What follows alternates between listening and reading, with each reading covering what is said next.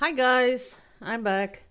I was cleaning this and I thought, hey, why don't I video it? Because a lot of people will be interested in how to clean up the resin after you poured it on glass. So this was the one I poured yesterday, and it really is beautiful. But I'm positive now. See, when the light is just on top of it, this is pretty dark, but when you hold it up, it's beautiful. It has a beautiful effect. So this is the first layer, and I'm gonna do really go to town on this piece of glass because I'm gonna be pouring a transparent layer, and then I'm gonna come back in with transparent and gold lines. I'm gonna try to create something on top of this and build it up. But I'd like to show you how I clean this up and how easy it is. So I'm pretty sure everyone wants to go and pour on glass, because even the back is beautiful. But if you have one of these blades where you they make these to scrape off paint off the windows, so you just go under there. See that? Even the really thin parts, they're just gone. And here is a really thick bit with really big drops. Look at that. How easy that you can take that off. And I'm talking thick here. These are really thick pieces of resin. So as you can see, you can just go over it. Everything comes off, thin or thick. Now, when we have these really big drops on the back, we really hate that because, you know, a lot of people have to sand them down. See these drops here? People really hate that. But look at this. There you go. Here are all the drops. Sorry. Oh, I have to laugh sometimes how I say things. I'm sorry. Okay, so you just go along with that razor blade. Right down the sides. And thin or thick, bingo. See that? Even the drops, the thin ones, you can just brush everything off. Just these to go. Sorry about my head was in the way. There you go. All clean. That's how easy it is. So if you're looking for something to pour resin on, I would absolutely say go for glass, because it's been a real joy pouring on top of it. Let me get these things off here. It's been a pleasure pouring on glass. And if you have someone, you know, one of these people that do windows, they might even have a lot of scrap glass, so you can pick this up pretty much for near to nothing. Now what I do is, let me get this off here too, because I want it totally clean for when I do the second layer. But see that? Even the sides, I can take that off because I want it as clean as possible when I do the next layer. So coming over it,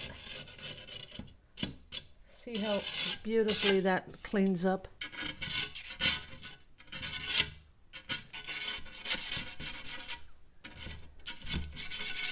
That's it. Okay. So what I do is, see these corners? Oh, I have a little hole in my glove, but that doesn't matter. But they're really nice and smooth, so you can't cut yourself on it. And you have to do that. So you might have to invest in one of those grinders that they use for the Tiffany glass.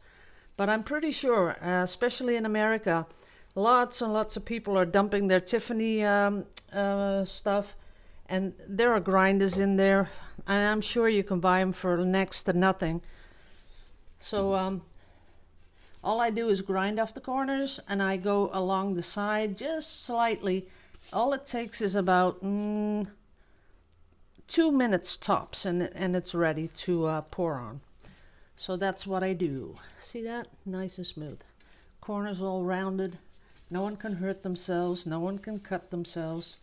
And that's important when you are going to sell this stuff, I guess.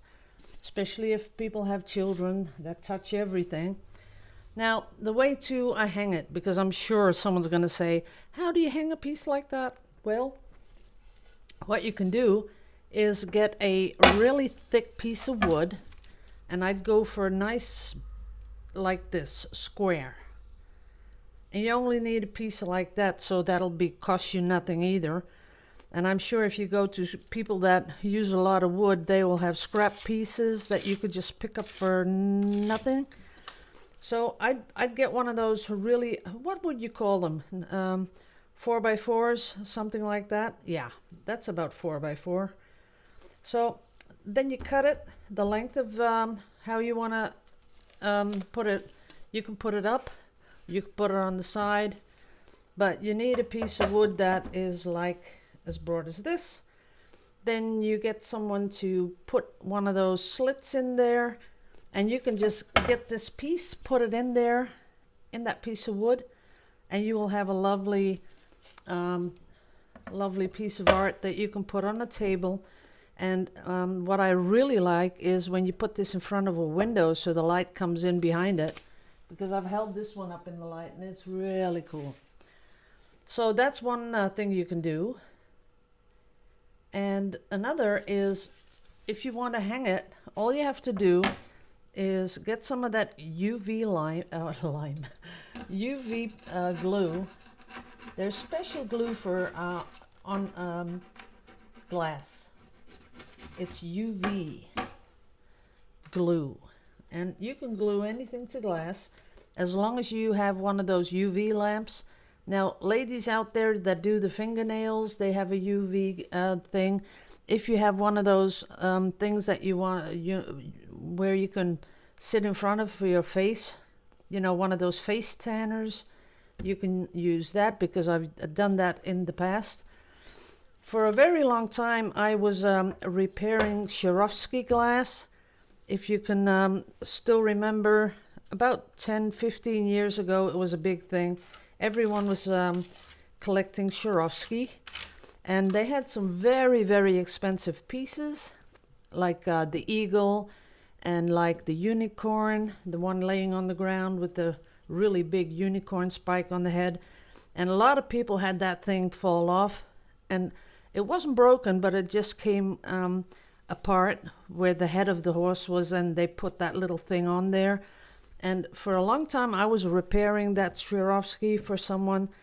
He was a collector, and he bought and sold a lot of those pieces. And then when something was broken, he'd come over to my place, and I'd do that. But I would use the UV lamps in a face tanner. And that was really easy, because I could put it really up close, and it would really get that UV glue really tight. So that was cool. Okay, guys, this was it for me for the resin thing. See, like that, it looks like one big mess. But that's not what it looks like when I look down on it. It's so funny because it has so much dimension already, and I'm going to really put a lot of stuff on top of this. I'm going to see how thick we can make this. And of course, I'm always thinking about maybe when I put that paint stripper on, it might just, burn too much, and something will happen to this window pane thing. But up to now, it hasn't, so that's cool. Now, for today, I have been mixing up a lot of paint, and I am going to do some testing with different forms of silicone. I'm even going to test some hair products I have laying around, and because I know that's a question a lot of people ask, does it have to be dimethicone? No, it doesn't. You can use anything you really want to. There are so many sorts of silicone on the market that it's mind-boggling. If you really get into it, there's a lot of stuff that has silicone in it, even food. So we're going to try out some hair products. We're going to try out a certain new pouring medium I just made, and we're going to have a lot of fun today. So that's about it for me.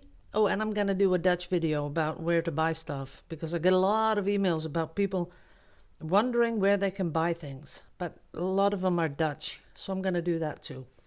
So it's a lovely day today in Holland. The sun is out, and I'm really feeling it, so I want to do a lot of pouring today. So see you all in the next video. Love you all to pieces, really do. Bye bye.